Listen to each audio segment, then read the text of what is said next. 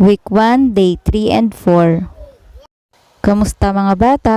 Tayo ngayon ay nasa ikatlong araw sa unang linggo. Muli, ako po si Teacher Rhea. Tumayo na at tayo ay kakanta at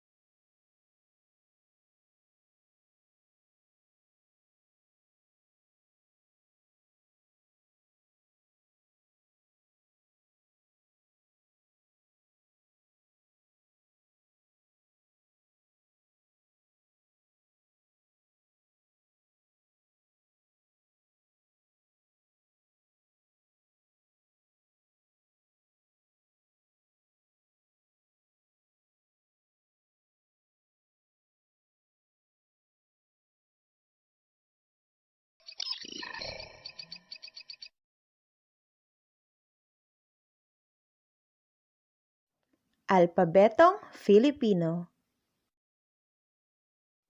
A. Aso. Aso. B. Bola. B. Bola. C. Cookie. Cookie. D. Dahon. Dahon. E. Eroplano. Eroplano. F. Fries. Fries. G. Gatas. Gatas. H. Hipon. Hipon. I. Itlog. Itlog. J. Juice. Juice. K. Queso. Queso. L. Lamok. Lamok. M. Manok. Manok. N. Noo. Noo. N. Niño. Niño. NG. Ngipin. Ngipin. O. Okra. Okra. P. Pato. Pato. Q. Quezon. Quezon. R. Rosas. Rosas. S. Sisiu. Sisiu. T. Tigre. Tigre. U. Ubas. Ubas. V. Violin. Violin. W. Walis. Walis. X. Xylophone. Xylophone. Y. Yo-yo. Yo-yo. Z, zebra, zebra. Day 3, gulang kapanganakan. Day 4, gusto at di gusto.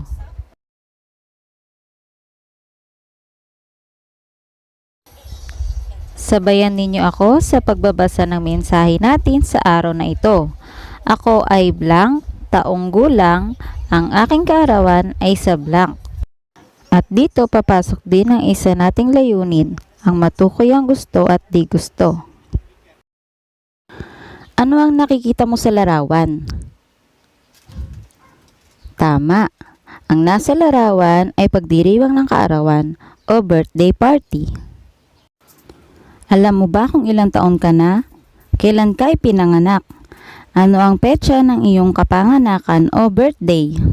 Maaari mong tanungin ng iyong magulang kung hindi mo pa alam ang mga sagot sa aking tanong. Ngunit kung ito'y alam mo na, magaling!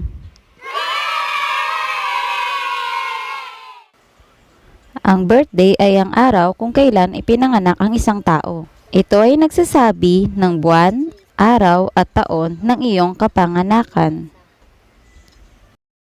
Para sa ating unang gawain, kumuha ng papel at lapis, isulat ang bilang ng iyong edad at isulat din ang petsa ng iyong kapanganakan. Maaari kang magpatulong kay nanay o tatay para isulat ito. Para sa ikalawang gawain, gamit ang clay, gumawa ng isang birthday cake. Picturean ang ginawa at antayin ng guro kung saan nyo ito pwedeng i-post.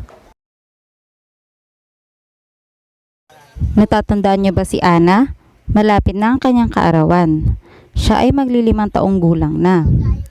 At ang gusto niya sa kanyang kaarawan ay may cake, makulay na lobo, ice cream, at ang kanyang paboritong spaghetti. At kung ikaw ay magbibigay ng regalo kay Ana, hindi niya gusto ang ganitong mga klaseng laruan. At kung ikaw naman ang tatanungin, ano ang gusto mong matanggap sa iyong kaarawan? At ano naman ang di mo gustong regalo?